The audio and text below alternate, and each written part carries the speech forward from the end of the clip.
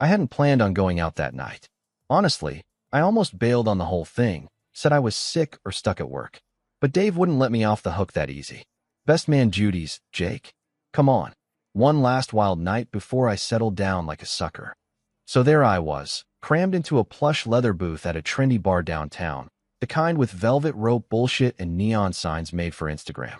I hadn't been back in months, since before Vanessa and I started unraveling. This place had too many memories. Not all of them good. The bar was packed with bodies, loud, liquored up, and pulsing with the kind of sexual energy only bachelor parties and regret could create. A couple of the guys had already blown a stupid amount of money on bottle service, and someone, I think it was Drew, paid for a private room in the back. That's where the strippers came in. I didn't argue when a woman named Roxy took my hand and led me to the velvet-draped booth. She had the kind of figure that turned heads, petite waist, thick thighs, long copper hair tumbling over dark shoulders, and a knowing smirk that said she'd seen it all. I figured it would be a few minutes of awkward small talk, maybe a teasing dance, and then I'd be back to nursing my whiskey and dodging wedding speeches. But when she leaned in close, her breath warm against my ear, everything changed. "Hey," she whispered, her lips brushing the shell of my ear. "I remember you." I blinked. "What? You used to come here with your wife, right?" Brunette, tall, pretty laugh. Her voice was low, sultry, but there was something oddly casual about it, like she was reminiscing. I felt a cold pinch in my chest. "Yeah, once or twice." She chuckled. "More than that. Vanessa, right?" I only remember 'cause she said something wild one night. Her voice dropped another octave, playful now. "Told one of the girls you two had an open marriage. Thought that was kinda hot." I froze. "What?" Roxy leaned back slightly, cocking her head, suddenly aware of the shift in my posture. Her fingers stilled against my chest. "Oh, shit. Sorry, I thought. We never had an open marriage," I said, my voice flat. The smirk faded. She studied me, her eyes suddenly sharper. "You sure? Because she definitely said it to someone here. Maybe she was just drunk or joking, I don't know. I didn't mean to stir anything up, seriously. But it was too late. The weight of her words hit like a freight train. I tried to keep my face neutral, but I could feel the heat rising in my chest, a sharp mixture of confusion and dread. "When was this?" I asked. She looked hesitant now. "I don't know. A while back. Last year maybe. I wasn't even dancing that night. I just remember overhearing her. She was laughing, had a drink in her hand, talking to." She paused. "To who?" Roxy shrugged. "Some guy? Bartender maybe? Kinda tall, dark hair, sleeve tattoo. Cocky as hell. They were flirting, like hard flirting. I just assumed you two were, freaky." My pulse thundered in my ears. "Ryan. Tall, tatted, smooth-talking bartender. Vanessa always said he made the best whiskey sours, and she used to drag me to this bar on Friday nights to unwind. We hadn't been back in almost 8 months. Not since her promotion. Not since she started staying out late more often. Not since the distance between us stopped feeling temporary. I realized I was still sitting there, numb. Roxy placed a hand on my arm. "Hey, look, maybe it was just bar talk. People say stupid stuff when they're buzzed. I didn't mean to mess up your night." But the night was already wrecked, because I couldn't unhear what she'd said. Open marriage. It rang in my head like a bell with a hairline fracture. Quiet at first, then impossible to ignore. I left the back room without saying anything else. The guys cheered when they saw me, probably thinking I'd gotten some kind of happy ending. I downed the rest of my drink and offered up a weak grin, but all I wanted was to leave. I needed air. I needed answers. And I needed to know exactly what my wife had been doing at this bar without me. I barely slept that night. The image of Roxy leaning in, whispering about my wife and her so-called open marriage, kept looping in my mind like some broken record I couldn't shut off. It wasn't just the words that haunted me. It was how casual she'd been about it. Like it was old news. And maybe for her it was. But for me, it was the beginning of a crack forming in the foundation of everything I thought I knew. By morning, I was exhausted. Vanessa stirred beside me, still asleep in that effortlessly beautiful way she had. Hair scattered on the pillow, lips slightly parted, one arm thrown over the empty side of the bed where I hadn't been all night. I watched her for a moment, wondering if I could just ask her. But I didn't, because I didn't want the answer yet. Instead, I went through the motions. Showered. Made coffee. stared out the window like a man waiting for some divine sign to hit me square in the face. And it did. Friday night. Vanessa had a routine, whether she realized it or not. Fridays used to be our nights. We'd cook dinner together, crack open a bottle of wine, maybe fall asleep on the couch in a tangle of limbs. But for the past year, Fridays had slowly slipped away. Late work meetings, girls' nights, yoga classes she never mentioned until the last minute. I let it slide, thinking it was just life. People get busy. People drift. But last night, sitting in that booth and hearing Roxy name my wife's laugh like she'd memorized it, that changed everything. I told Vanessa I had dinner with a client. She barely looked up from her phone. That's fine. I might go out with the girls. Holly's planning something last minute. I nodded, sipping my coffee. That's cool. Which bar? She hesitated just for a second, just long enough to register. I think she said Juniper Room. A lie. I didn't call her out. I just kissed her cheek and left for the day. But when the sun dipped and the night took over, I wasn't meeting any client. I went back to the bar. Same place as the bachelor party. Same soft red glow bleeding from the windows. Same bartender behind the counter, Ryan. He hadn't changed. Still wearing that tight black t-shirt, tattoos crawling up his arms like vines. He was laughing with a girl who looked like she hadn't turned 21 yet. I slid into a corner booth, ordered something neat and brown, and watched. For an hour, I watched him flirt with anything in heels. But it wasn't casual banter. Ryan had this way of making every woman feel like she was the center of the universe. Hands lightly brushing their fingers as he handed over drinks. The way he leaned in too close to whisper some inside joke. His smile, shit, even I could tell it was dangerous. He was a pro. And then I saw it. A woman. Long dark hair, high heels, confident stride. Her face was turned slightly away from me, but for a brief moment, her profile caught the bar light just right. Not Vanessa. But she could have been her twin from 10 feet away. Ryan noticed her too. He straightened his posture, smoothed his shirt, and leaned across the bar with a grin that was practically predatory. And I realized something. Ryan had a type. Women like Vanessa. I stayed longer than I should have, ordered 2 drinks I barely touched. I didn't speak to him. I didn't make a scene. I just took it all in, let the pieces start falling into place on their own. Something was wrong here. Roxy's comment. The lie about Juniper Room. The way Vanessa had slowly detached over the past year, like she was performing the role of a wife without actually being one. It wasn't just suspicion anymore. It was a pattern. By the time I got home, Vanessa was already asleep. Or pretending to be. I stood at the doorway of our bedroom and watched her for a long time. Her breathing was steady. Peaceful. Too peaceful for someone hiding what I was now sure she was hiding. And I knew what I had to do next. I wasn't going to confront her. Not yet. First, I had to be sure. Because if I opened that door, there'd be no going back. I don't know when it stopped being denial and became investigation. It started small, little things. A quick check of our shared credit card statement while Vanessa was in the shower. I'd never been the jealous husband, the controlling type. I trusted her. I believed in us.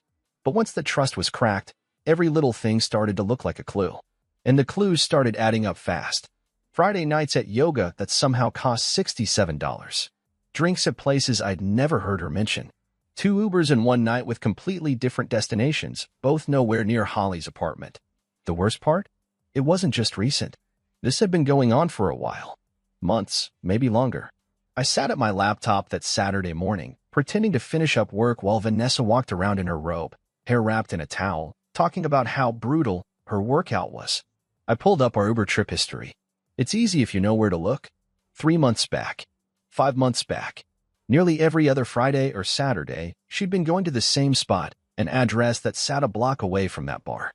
The one with Ryan. At first, I gave her the benefit of the doubt. Maybe there was another business there. Maybe she met friends in the area. But then I checked my emails, searching for receipts, calendars, anything. And I found one from a night I remembered clearly. A rare weekend we'd both been off work. I'd cooked. She said she was sick. Slept early. But there it was. An Uber drop-off timestamped 9:17 p.m. A return ride 4 hours later. And it wasn't a one-time thing. I stood in the kitchen, staring at the screen, as Vanessa walked in, sipping her smoothie. She leaned over the sink, scrolling on her phone, completely unaware. Or just uncaring. I might be late tonight, she said casually. Holly's dragging me to some pop-up downtown. I nodded. Which bar? She didn't even look up. Not sure yet. Wherever there's a line, Probably. A lie. I'd stopped asking questions because I wanted to hear her lie. Because with each one, I got closer to the truth.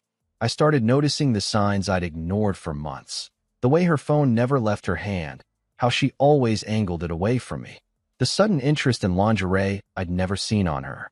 The way her scent changed when she came home late. Subtle, but not my cologne, not our bed.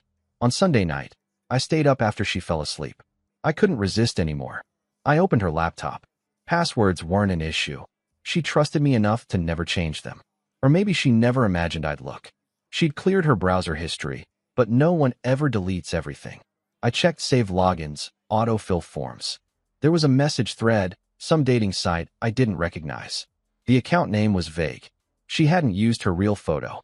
But the username, Nessa_Nights, was all I needed to know. Most of the messages were old. Some boring, some flirty. Most didn't go anywhere. But one stood out. A saved chat, weeks long. Short messages, innuendos, a few pictures, nothing explicit. But it was the tone. Familiar. Comfortable. She called him Ryan. I didn't have hard proof. Not yet. But I had enough to know where this was going. This wasn't a fling. This was a pattern. A second life built between the gaps of our shared one. I went back to the bar Tuesday night. Sat at the corner again. Watched Ryan work. Same grin. Same act. Same confidence like he owned the damn place. When he leaned in close to a woman at the bar, brunette, heels, a faint resemblance to Vanessa, I saw it clear as day. She wasn't special to him. None of them were. He had a type, a game, and he played it well.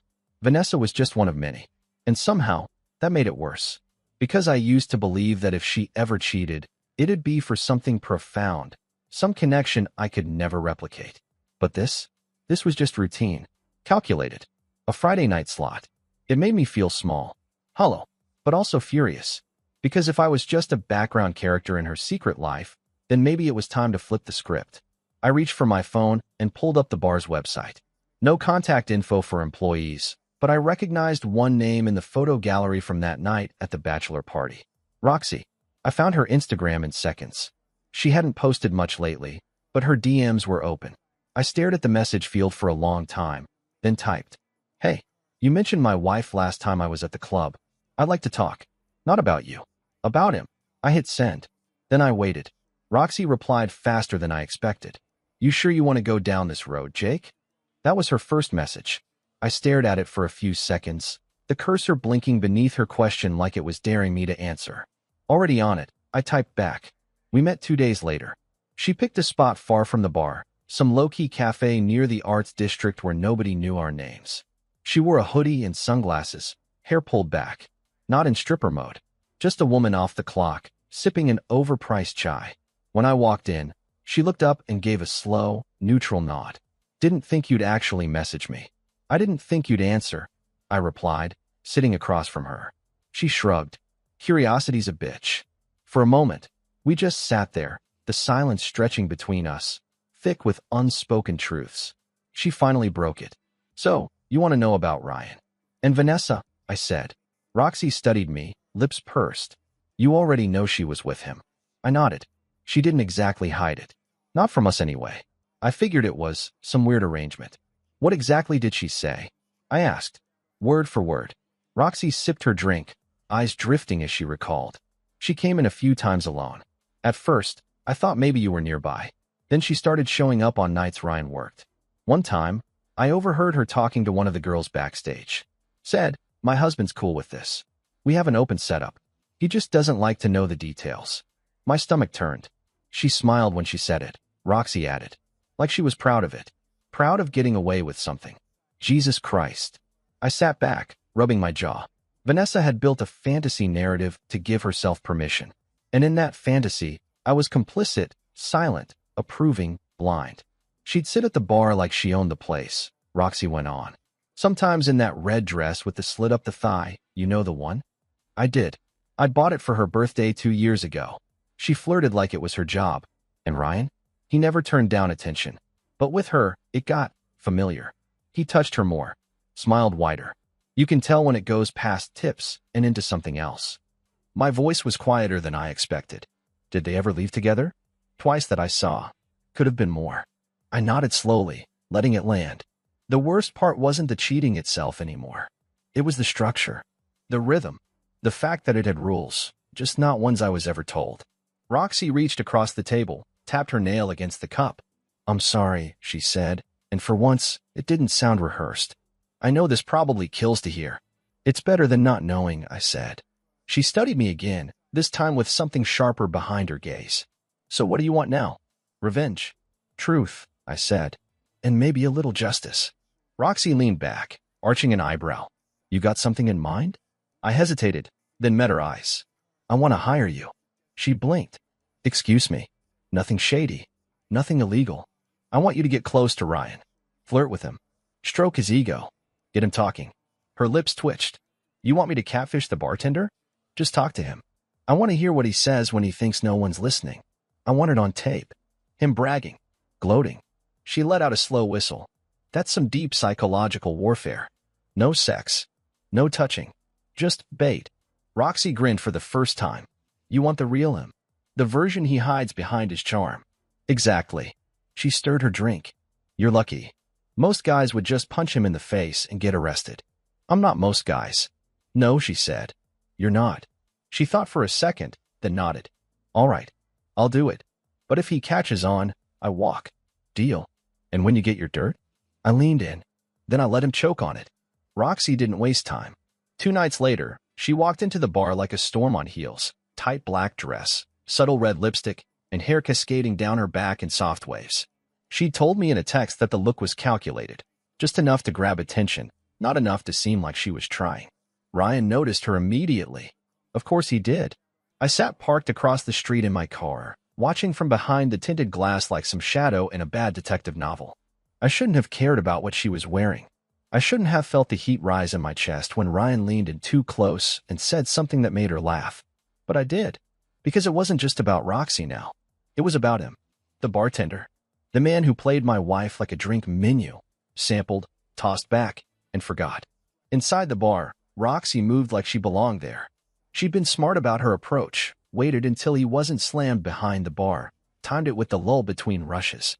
She didn't come in too strong, just smiled, ordered something with gin, and tipped well. Then came the game. She leaned on the bar, fingertips tracing the rim of her glass. "So, how often do you charm married women?" Ryan laughed. "Only the ones who flirt first." "Is that your policy?" "Nah," he said, his grin lazy. "Just my specialty." She smirked. "That's so." He shrugged. "You wouldn't believe how many women come in here, bored out of their minds, begging for a little attention. Especially the married ones." Roxy leaned forward, giving just enough cleavage to keep his eyes occupied. "But you've got stories." "Too many," he said, shaking his head like a teacher reminiscing on unruly students. "They act all buttoned up, then ask for my number before the second drink." "And you give it?" "If they're hot." She laughed. "What about if their husbands find out?" Ryan grinned, leaned closer. "Some of them tell me their husbands already know. Hell, one told me they had an open marriage. Said he liked to imagine what she was doing when she was out." Roxy tilted her head. "Really?" "Yeah. Some dudes are into that. Cuckold stuff. I don't judge. As long as they don't show up swinging." She twirled her straw, feigning thought. "Ever get caught?" "Once," he said with a chuckle. But the guy never said a word. Guess he figured it wasn't worth the fight. And that was it. The lie Vanessa told him. The open marriage cover she used to justify their little arrangement. She must have known he wouldn't ask questions if she made it seem kinky. Safe. Consensual. Ryan didn't care about boundaries. He just needed a green light. "You like that?" Roxy asked, sipping her drink. "Sleeping with married women?" Ryan shrugged. "I like knowing I'm the one they come looking for. Makes a guy feel wanted. Ego. That was his kink. He didn't care about connection. Not even sex, really. He got off on the fact that these women belonged to someone else and chose him anyway." I watched Roxy from across the street, every muscle in my jaw clenched. I could almost hear the smugness in his voice. He thought he was untouchable. He thought he was the fantasy some legend whispered about by unsatisfied wives over mimosas and Pilates. But now I had him. Roxy's camera, disguised as a pin in her purse strap, caught every word.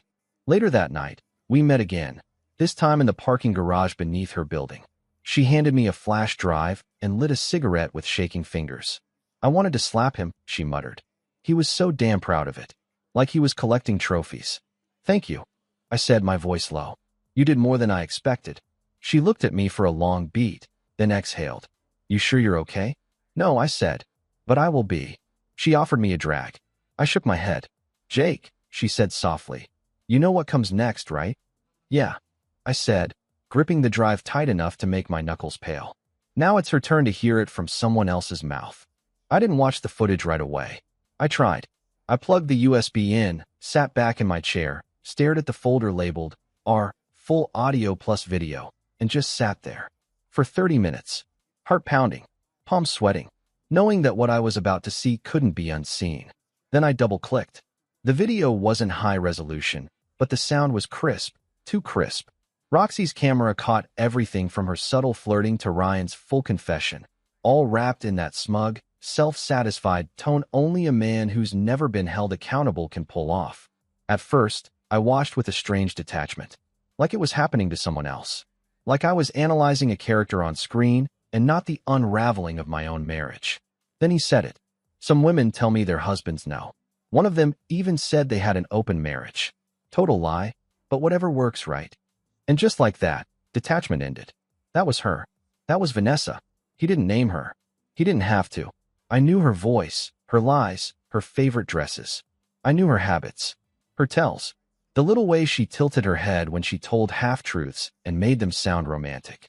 I knew exactly how she'd packaged the affair to Ryan to justify her actions.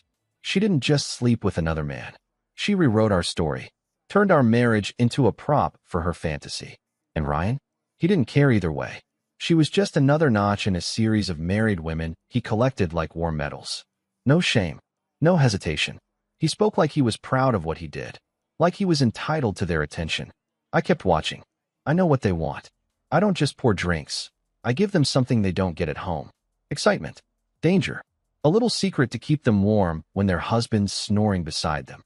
He laughed after that. I didn't. I just sat there, jaw clenched so tight I thought I'd crack a tooth. Rage wasn't even the right word. It was something colder than that. Something sharp and surgical. This wasn't just infidelity. It was humiliation. She told him I was in on it. That I was weak. Naive. One of those passive husbands who quietly accepted betrayal under the illusion of freedom. But she never even gave me the chance to fight. She made sure the game was over before I even knew it had begun. I paused the video and just stared at the still frame. Ryan mid-sentence, hand raised like he was preaching, that damned cocky glint in his eye. And suddenly, I saw it all clearly. There wouldn't be a confrontation. Not yet. There wouldn't be shouting, tears, broken plates, or melodrama. There would be precision, control, clarity. I created a new folder on my desktop and labeled it Evidence. I moved the video inside and zipped it with a password. Then I copied a still image, Ryan smirking with a drink in hand, and opened a blank Word document. At the top, I typed, "He said it meant nothing, just like you did." I attached the video file, the photo, and that single sentence to an email addressed to Vanessa. Then I didn't send it. Not yet. Instead, I transferred the package onto a new USB, one with a small red label and a clean case. I placed it inside a black padded envelope and sealed it shut. No return address. No signature. Just her name on the front. I'd mail it tomorrow. Let it arrive in silence.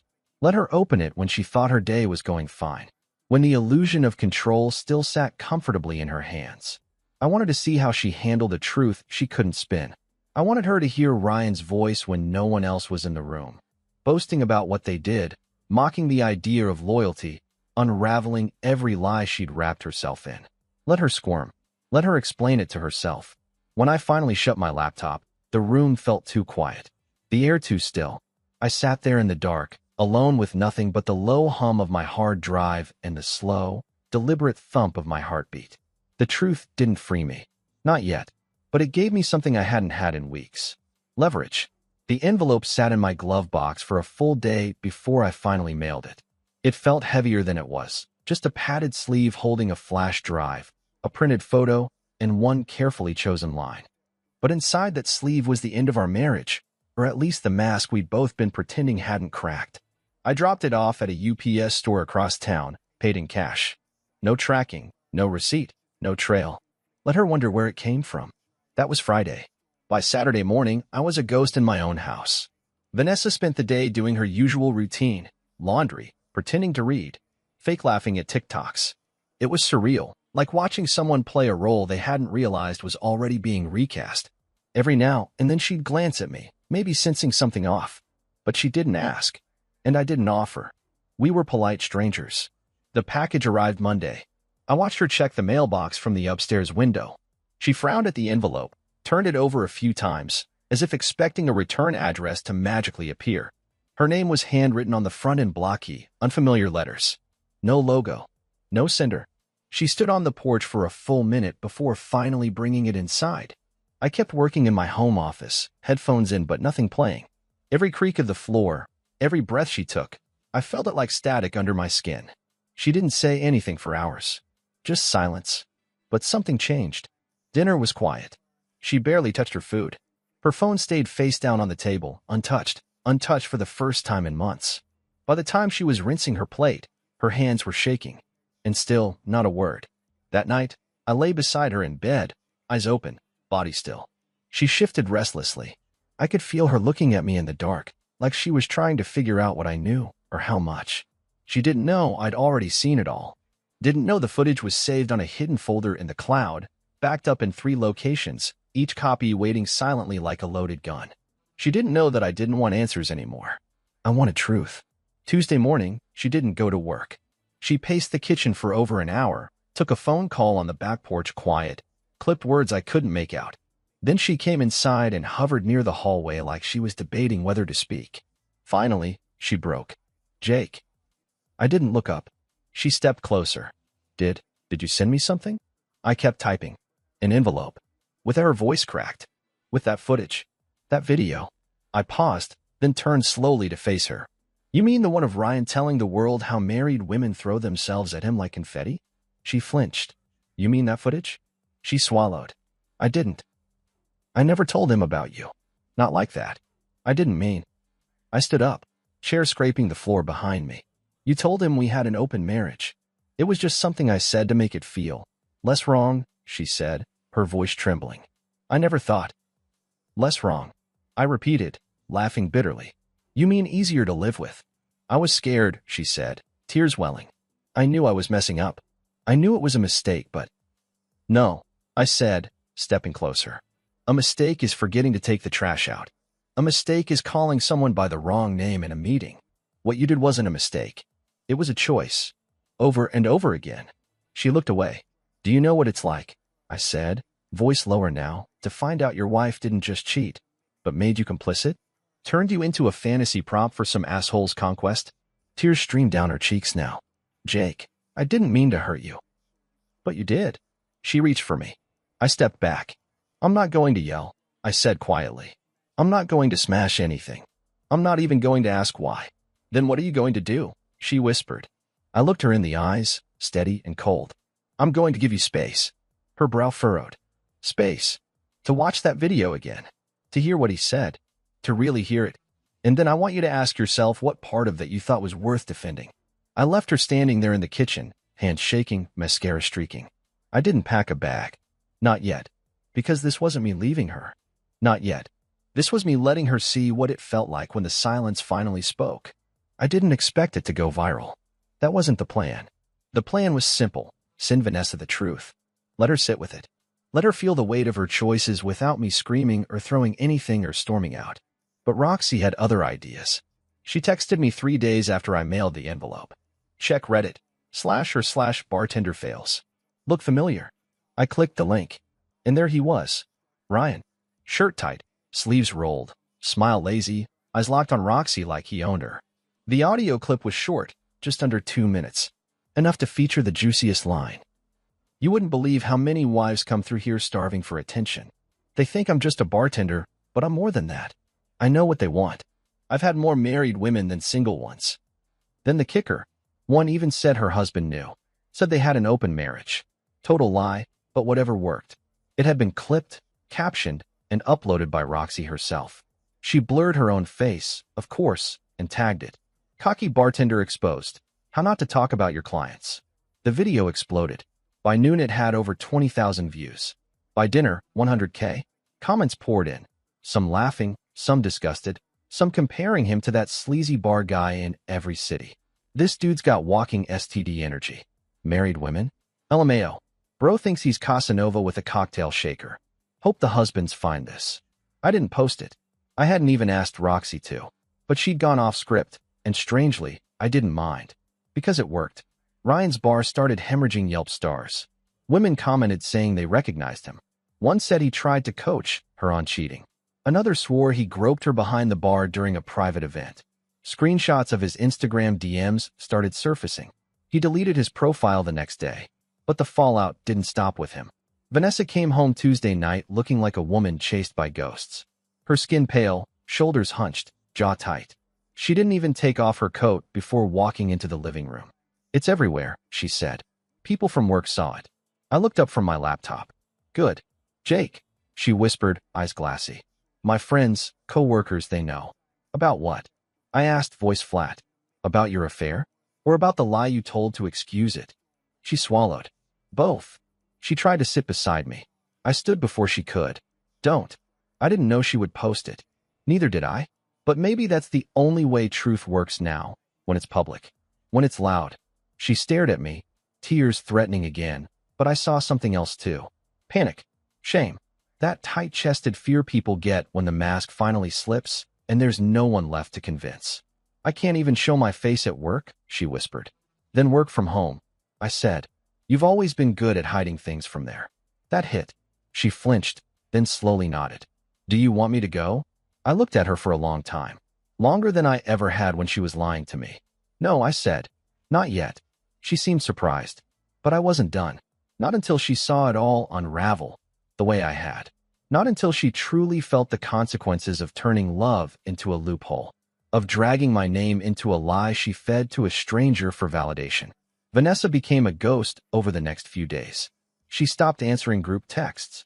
One of her coworkers sent her a screenshot of a private Slack message thread. Isn't that her husband in the video? Or at least who she claimed didn't care. Guess open marriage meant I open my legs, and he shuts up. She didn't show me the messages, but I saw her reading them. She cried in the shower now. Not loud sobs. Just that quiet, strangled kind of crying you do when the water hides your tears, but not your guilt. On Friday, she tried one last play. "I want to explain everything," she said softly over breakfast. "If you'll let me." I stirred my coffee. "You already did," I said. "When—" I looked her in the eyes. "When you told a stranger I was okay with being lied to." She said nothing after that. Just sat there, small, folded into herself. And for once, I didn't feel bad for her. Not yet. Maybe not ever. It was nearly midnight when she showed up at my door. I wasn't expecting her. Hell, I thought maybe I'd never see her again. Not like this, anyway. Not without makeup, not with tears already trailing down her cheeks, and definitely not with trembling hands gripping the sleeves of the sweatshirt I bought her last Christmas. Vanessa, my wife. Or maybe just the woman who used to be. "Jake," she said, her voice barely a whisper, breath fogging in the cool night air. "Can we talk?" I didn't move, just stood in the doorway, staring at the woman who once made me believe in forever. She looked older somehow. Or maybe I was just seeing her clearly for the first time. "I don't know what to say that would make this right," she said. "There's nothing," I said quietly. "But say it anyway." She blinked, then nodded once and stepped inside. She didn't even ask if she could. Old habits, I guess. I let her walk past me, back into the living room we'd once painted together, where our old couch still sat with the wine stain from the time we tried drinking red and watching horror movies at the same time. Funny how memories rot like fruit when they're built on lies. She sat down slowly, hands clasped together in her lap. She looked up at me, eyes swollen. "I was lonely," she began. "Not because of you, because of me. I didn't even know how to explain it. You were always steady, good, present. I thought that was enough for me. It used to be," I said, "until you wanted to feel something different." She didn't argue, just nodded. "I didn't plan on Ryan. I didn't go looking for him. He flirted, and I flirted back. It felt fun, dangerous, stupid, but it didn't feel real. It felt like stepping into someone else's life for a minute. I convinced myself it wasn't cheating if I stayed in character. "You lied to yourself," I said. She nodded. "And to you." I sat across from her, my voice quiet. "You told him we had an open marriage. I thought it would make it feel less wrong. If I made him believe it was okay, maybe I could believe it too. I studied her for a long moment. You didn't just cheat, I said. You rewrote our story. You turned our marriage into a punchline so you could feel less guilty fucking someone who didn't even respect you enough to care. She flinched, but didn't deny it. I know, she whispered. I was going to forgive you, I said. I was ready to try. I even thought maybe we could salvage this. But when I saw that footage, when I heard him brag about what you told him, about me, something broke. She looked up, eyes full of panic. I didn't mean it. I never stopped loving you. Maybe not, I said. But you stopped choosing me. And that was the truth she couldn't run from. She sat in silence for a long time, then whispered, so what now? I stood, walked to the window, looked out over the empty street. The night was still, cold, honest. You told him we had an open marriage, I said. So let's make it official. Her breath caught. What do you mean? I turned, eyes calm. I'm done, Vanessa. No, she said, standing, her voice cracking. Please, Jake, this doesn't have to be the end. We can fix this. We can't, I said. Because the version of you that I loved, the one who used to look at me like I was enough, she's gone. And the version that's left? I shook my head. She broke everything. Her shoulders collapsed, and she sank back into the couch, sobbing into her hands. I didn't comfort her. Not out of cruelty, but because I finally understood something. Just because someone's sorry doesn't mean you owe them forgiveness. Sometimes the most loving thing you can do for yourself is walk away. I grabbed the envelope of paperwork from the side table, already filled out, already signed, and placed it gently on the coffee table in front of her. When you're ready, I said, sign it. Then I walked upstairs and left the door to the guest room open behind me. The papers were signed 2 weeks later. She left them folded neatly on the kitchen table, with a note in handwriting I once knew better than my own. I'll always love you. I hope someday you can forgive me, Vanessa. I read it once. Then I burned it. Not out of hate. Not even anger, really. Just finality. The last time I saw her, she was standing by her car, tears in her eyes, gripping a suitcase too small for 17 years. She opened her mouth like she wanted to say something, but I shook my head. Don't, I said. We already said it. She nodded, climbed in, and drove away. No hugs. No backward glances. Just silence. It wasn't cinematic. It was real. And real endings don't come with violin strings and rainstorms. They come with slow exhale breaths and long empty houses. I thought I'd feel relief. Instead, I felt stillness. But not the suffocating kind. Not the kind that feels like a void. This was clean. An open space. A quiet room that used to be loud with lies, now waiting for truth. A month later, I found myself at a different bar. Not trendy. Not dark and seductive. Just a quiet place tucked away from downtown, clean walls, dim lights, no gimmicks. Somewhere people came to think more than to flirt. I sat at the end of the bar, sipping bourbon, flipping through my phone without reading anything. Then I saw her. Roxy. Not in heels or fishnets this time. Just jeans, a tank top, leather jacket slung across one shoulder. She spotted me before I could wave and walked over like it wasn't a surprise. Didn't expect to see you here, she said, sliding onto the stool beside me. I could say the same. She glanced around. Better vibe than the old place. I nodded. Less poison in the walls. A beat of silence. Then she smirked. So? You get what you wanted? I thought about that for a second. No, I said. She arched a brow. Regrets? None. She tilted her drink toward me. To freedom, then. I tapped her glass with mine. To clean slates.